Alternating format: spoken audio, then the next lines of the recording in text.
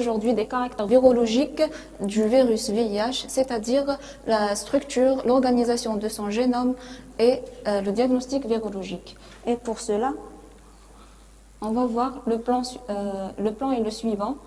D'abord, généralité, structure du virus, l'organisation, puis l'organisation génomique, le cycle de réplication de ce virus, le diagnostic virologique qui comporte le diagnostic sérologique, la recherche de l'antigène P24, la culture cellulaire, et on va voir les techniques de biologie moléculaire et la particularité de diagnostic chez le nouveau-né.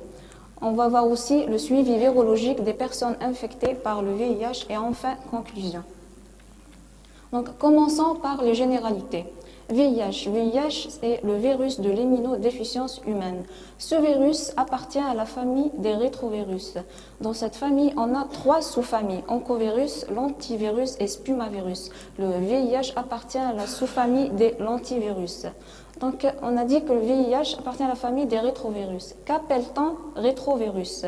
Les rétrovirus ont la particularité de posséder une enzyme appelée transcriptase inverse en français et reverse en anglais. Cette enzyme va permettre, à partir de l'ARN viral, la rétrotranscription de l'ADN viral, donc c'est pour ça qu'ils sont appelés rétrovirus. Cet ADN viral va s'intégrer à l'ADN de la cellule infectée. Cette intégration se fait grâce à une deuxième enzyme du virus appelée intégrase. Ce provirus peut rester silencieux, ne donne aucun signe, ce qui explique la latence de la maladie, ou peut se répliquer, se multiplier et donne naissance à plusieurs virus. On dit que le virus possède un effet lytique. L'effet lytique veut dire la destruction des cellules qu'il infecte. Donc il infecte les lymphocytes T, CD4 responsables de l'immunité. La destruction de ces cellules va aboutir à l'affaiblissement de l'immunité. C'est pour ça qu'on a le syndrome d'immunodéficience. Il faut savoir que le VIH existe sous 2 variétés, le VIH1 et le VIH2. Le VIH1 a une répartition mondiale, tandis que le VIH2 est isolé en Afrique de l'Ouest et quelques pays de l'Europe occidentale tels que la France et le Portugal.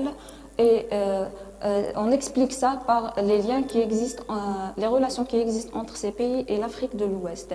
Il faut savoir aussi que dans la variété VIH1, il existe des sous-groupes comme le VIHM, le VIHO et le VIHN pour non A, non M, non O. La recherche de ces sous-groupes a un but épidémiologique pour voir la souche qui circule.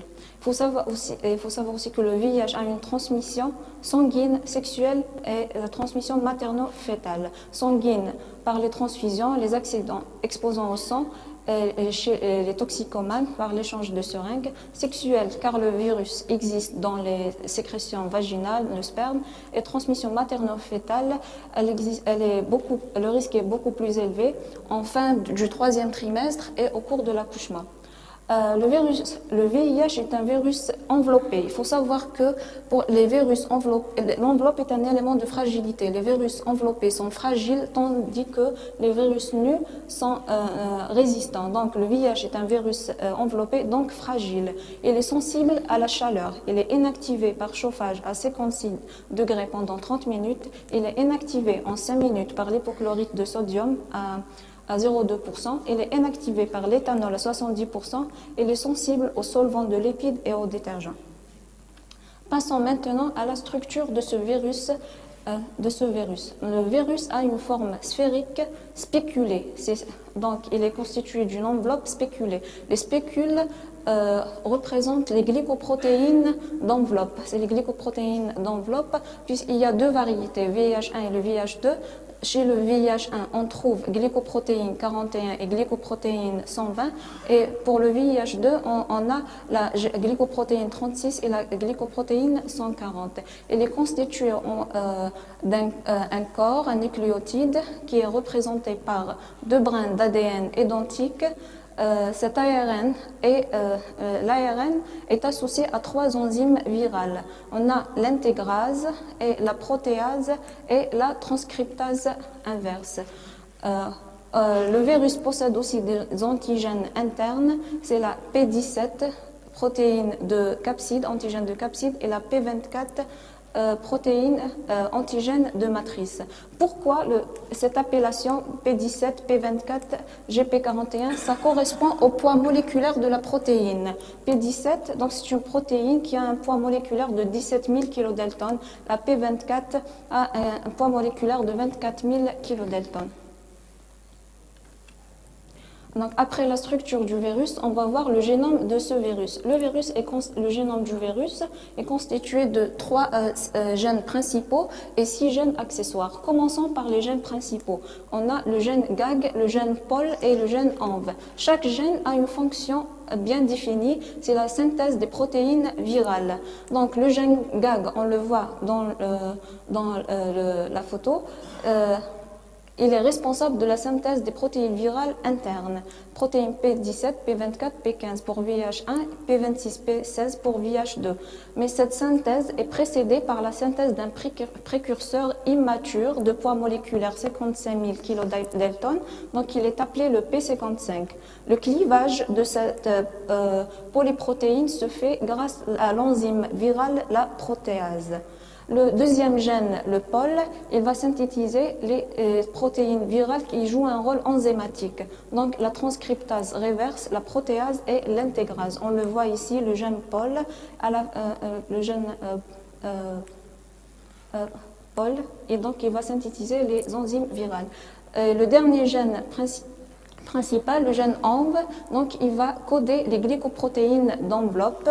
Le gène ENV va donc produire les antigènes d'enveloppe, les GP120 et GP41. Toujours la synthèse est précédée par une étape de synthèse d'un précurseur et est clivée aussi par la protéase.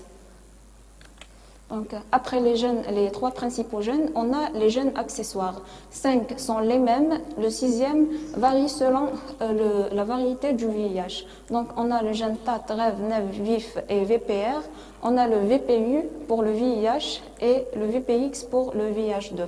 Donc on voit ici le génome donc, du VIH1 et le VIH2, les 3 gènes principaux, GAG, POL, ENV, et les gènes accessoires, donc le VPR pour le VIH1 et le VPX pour le VIH2. On remarque donc en plus de les 3 gènes principaux, les gènes accessoires, des séquences répétées LTR.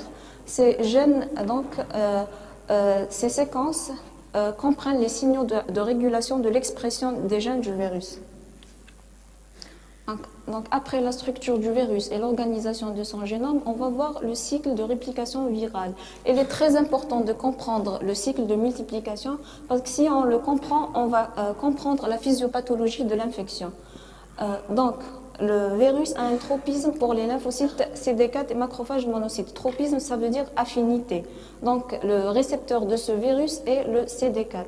Donc, le cycle de réplication comporte les étapes suivantes. On a d'abord l'étape de fixation. La fixation, donc le virus, grâce à sa glycoprotéine d'enveloppe GP120, va reconnaître le récepteur, le CD4. Donc, on a une interaction CD4-GP120.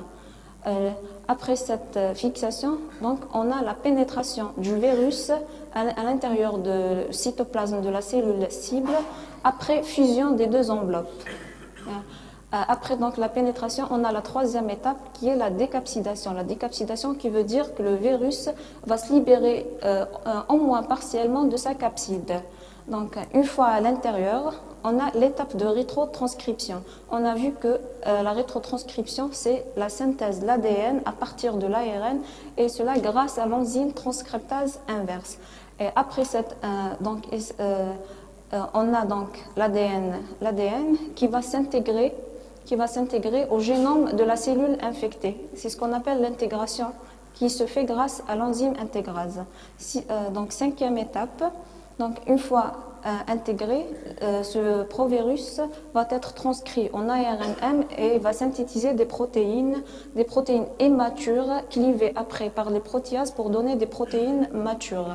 Ces protéines vont servir à la formation de nouveaux virus. Donc, c'est ce qu'on appelle l'assemblage des protéines structurales et non structurales qui se fait en périphérie ici. Et on va voir, et cela pour prendre une partie de l'enveloppe de la cellule, car le virus quitte la cellule par bourgeonnement, c'est-à-dire il prend une partie de l'enveloppe de la cellule. Donc on voit ici qu'un seul virus pénètre dans la cellule. À la fin, on a naissance de plusieurs particules virales. C'est ce qu'on appelle la multiplication. Donc, juste un petit détail, en plus du récepteur CD4, il y a l'intervention de co-récepteurs, c'est le CCR5 pour certaines cellules et le CXCR4 pour d'autres cellules. Et il y a des cellules qui possèdent les deux co-récepteurs en même temps. Si on comprend donc, le cycle de multiplication, on comprend la physiopathologie de l'infection, on peut comprendre le mécanisme d'action des médicaments antirétroviraux. Donc on a ce qu'on appelle les inhibiteurs de transcriptase inverse. Ils vont agir à ce niveau. Ils vont bloquer cette enzyme. Donc on n'a pas synthèse d'ADN proviral et on n'a pas la suite. Donc la multiplication du virus est arrêtée à ce niveau. On a les inhibiteurs de protéase. Les protéases, donc on a dit que c'est une enzyme qui va cliver les précurseurs immatures pour donner des protéines matures. Donc le médicament antiprotéase va inhiber cette enzyme. Donc on n'a pas de protéines matures et on n'aura pas l'assemblage et pas de nouvelles particules. On a aussi les inhibiteurs de fusion. Ils vont agir au niveau des récepteurs, donc ils vont bloquer le récepteur. Le virus ne reconnaît pas le récepteur et il n'arrive pas à pénétrer à l'intérieur de la cellule. Donc, on va passer au diagnostic virologique. Donc, ce diagnostic virologique peut se faire par plusieurs méthodes. On a la recherche des anticorps anti-VIH, c'est ce qu'on appelle le diagnostic sérologique. Il se fait soit par ELISA, c'est les tests de dépistage, et la confirmation par les méthodes Western blot. On peut faire le diagnostic par la recherche d'antigène P24 par test ELISA. L'antigène P24, on le voit ici, c'est l'antigène interne de matrice.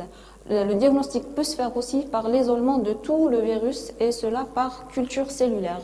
On peut faire le diagnostic aussi par les techniques de biologie moléculaire qui permettent la quantification de l'ARN viral plasmatique par technique dite RT-PCR ou la détection de l'ADN viral intégré par une technique dite PCR. On va voir les détails de chaque technique, ces indices.